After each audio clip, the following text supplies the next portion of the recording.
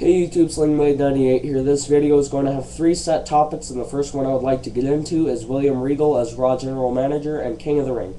I feel this actually goes quite well with him being British because, it plays into that whole royal British stereotype.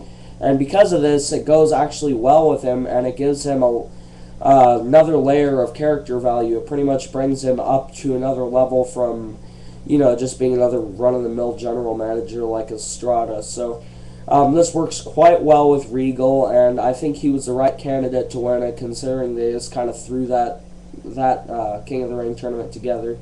It had Hornswoggle in it, so that in itself is proof of that. Anyways, he's done quite a lot of heelish things, and I think he actually makes an excellent heel general manager, despite the fact that I actually do agree with SpinnerNet1 and his video where he said that the evil boss character has kind of run its course in wrestling.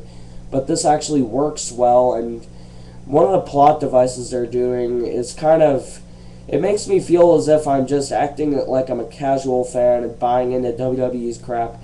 But they're turning off the shows during the only entertaining parts of them. As I've highlighted in another video, WWE, the TV shows, they can't even hold a candle to the pay-per-views. There's only usually 1 or 2 interesting things, and in the past 2 weeks, they've turned those off. I understand why they're doing this. It makes sense to try to get the fans riled up, get Regal attention, and get them a lot of heel heat. And it's working. But seriously, they turned off CM Punk versus Orton. And Orton, everyone who he's feuding with is doing something else that night. Everyone else had matches. So I didn't think anyone was going to interfere on his part. And CM Punk's not really doing jack shit, so that will bring me to my next point in a few minutes. But really, I think this is very irritating that they turned off the main event, which was actually going quite nicely, and a match that had just begun, but already I found was probably going to be something up in the upper 3-star range. So if they're going to turn the show off on me, I'm going to turn it off on them. I know that this is just WWE's storyline stuff, trying to get someone heel heat. But basically, if you're going to turn the show off on me, I'm turning it off for you. I'm not going to watch Raw if they continue to turn off the only thing that makes it entertaining. Anyways, I know that this is just a storyline, but it's fucking annoying having the good parts turned off. So I'm sorry if I said that again, but I just like to try and reiterate it to you people. Anyways, next thing I wanted to talk about is CM Punk. Now, I feel that his alleged push is actually going nowhere. I was ecstatic when he won Money in the Bank. I thought, finally, WWE is giving a talented young wrestler a push. I guess they proved me wrong. He's not doing anything with this. He's just pretty much there. He's barely won any matches, and he's pretty much just the same. He's back to like the CM Punk he was in 2006. Back to square one. This push isn't really going anywhere. And I'm sad to say this, but I think he actually might lose his Money in the Bank briefcase like Kennedy did to Edge. And I actually have a feeling I know who he might lose it to. I think they were probably going to have Jeff Hardy win that when he got suspended, but I don't know. Anyways, if Jeff Hardy does come back and win that, I wouldn't be adamantly opposed to it, but I wouldn't necessarily be happy. So I have a feeling CM Punk isn't going to retain his briefcase very much longer.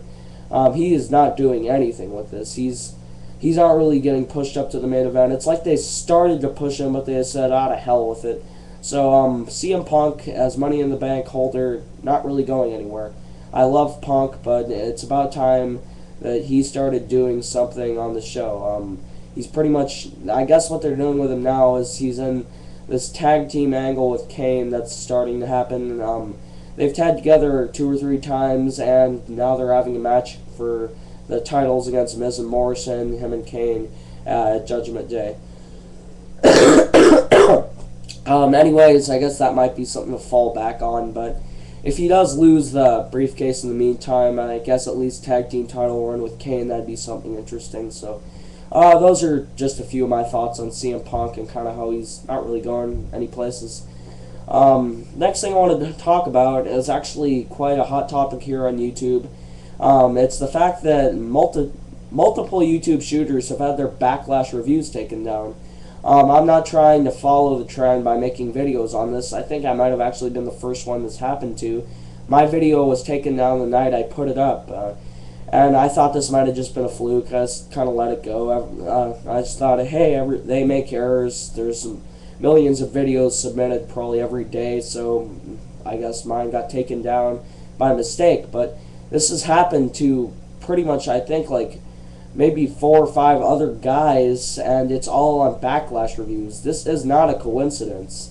I don't know why WWE is pretty much kicking their fans in the nuts when a lot of us bend over backwards to support them, even through hard times. I think it's pretty fucked up, actually. We come on here and talk about the product. We're actually, in a way, it's promoting it. It's getting WWE on people's minds, and especially in the cases where people like me, people like ROH Styles, who actually had his account suspended for this, and we use no clips, we use no things owned by WWE. So this is actually kind of censorship, that they're removing videos claiming copyright to something they don't own. I think it's completely wrong that they're doing this to their fans. And seriously, WWE, stop it. It's just, if you don't want the pay-per-view spoiled, then people, it pretty much is censorship. You're keeping people from speaking their mind, and they're not using anything you own. So I could kind of see how some people have said that they might not want the pay-per-view spoiled, but that isn't really an excuse. Anyways, I've gotten angered a few times in this video.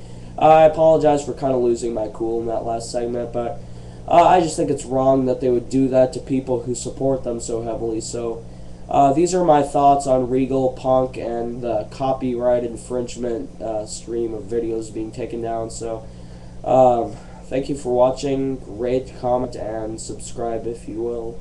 I'm SlingBlade98. Have a nice day.